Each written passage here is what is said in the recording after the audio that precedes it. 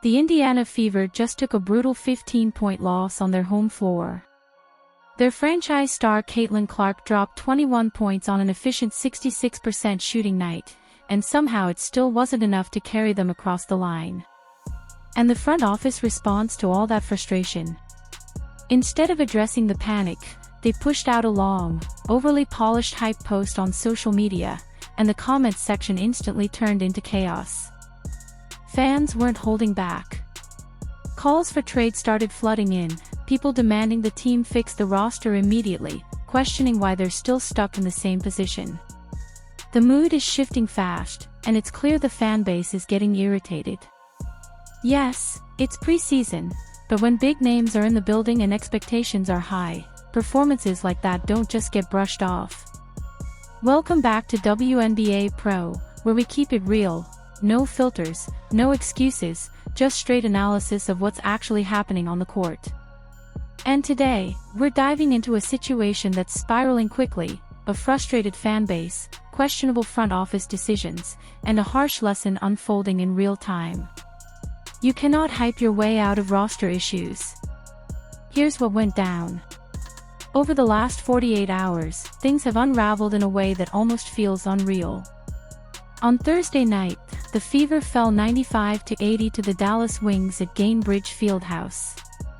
It wasn't just a loss, it was ugly.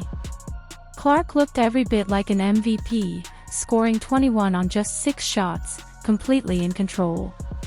But then everything changed. She took a hard hit on a flagrant foul, grabbed her knee, and didn't return for the second half. And once she was out, the team completely fell apart. The rest of the roster shot just 20 of 54. Kelsey Mitchell, on a massive contract, finished -18 while shooting 4 of 12. Sophie Cunningham didn't score at all. Defensively, it was a disaster, 36 points allowed in a single quarter. It was a complete collapse from everyone not named Caitlin Clark. Add in injuries to key starters and only 8 days left before opening night, and suddenly this isn't just preseason noise, it's a real problem. So what does a well-run organization do here? They communicate. They update fans on injuries. They acknowledge the issues and outline a plan. But the Fever did the opposite.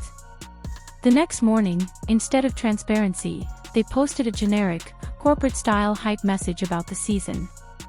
It read like it came straight from an AI generator, talking about championship expectations and a loaded roster, completely ignoring what fans had just witnessed. And the backlash? Immediate. Fans ripped into it. Comments demanded trades, questioned roster construction, and called out the disconnect. One of the top suggestions: go get Cameron Brink from the Los Angeles Sparks. Now, on paper, that idea makes sense. Brink is a 6 feet 4 inches two-way force, elite shot blocker, strong rebounder, and developing offensively. She's exactly the kind of frontcourt presence this team is missing right now. With Aaliyah Boston dealing with injury and limited depth behind her, the Fever's interior has been exposed badly. But let's be real, that trade isn't happening. Brink is a cornerstone player. The Sparks are building around her. It would take a massive, franchise-altering package to even start that conversation, and the Fever simply don't have the assets to pull it off. This is where fan frustration meets reality. The bigger issue here is roster construction. The Fever are overloaded with guards and thin in the frontcourt. They used a key draft pick on another guard instead of addressing their biggest weakness. Now they're stuck, days away from the season, with glaring holes and no quick fix. So what can they do? Smaller, realistic moves. Find a veteran big who can give you solid minutes. Add depth. Stabilize the rotation. These aren't flashy moves, but they're necessary ones. But beyond roster issues, there's something even more concerning: communication. This organization keeps missing the mark when it talks to its fans.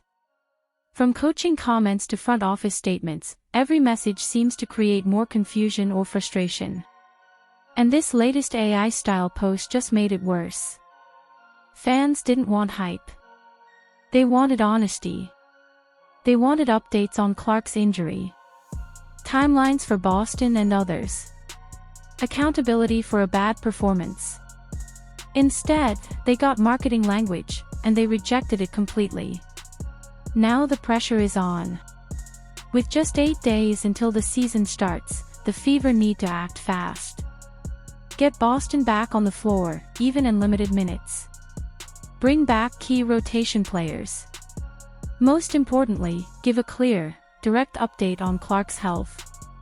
And stop hiding behind polished messaging. Talk to fans like they actually watched the game. Because right now, excitement isn't driving this fan base. It's frustration. And if that doesn't change soon, opening night won't feel like a celebration, it'll feel like a breaking point.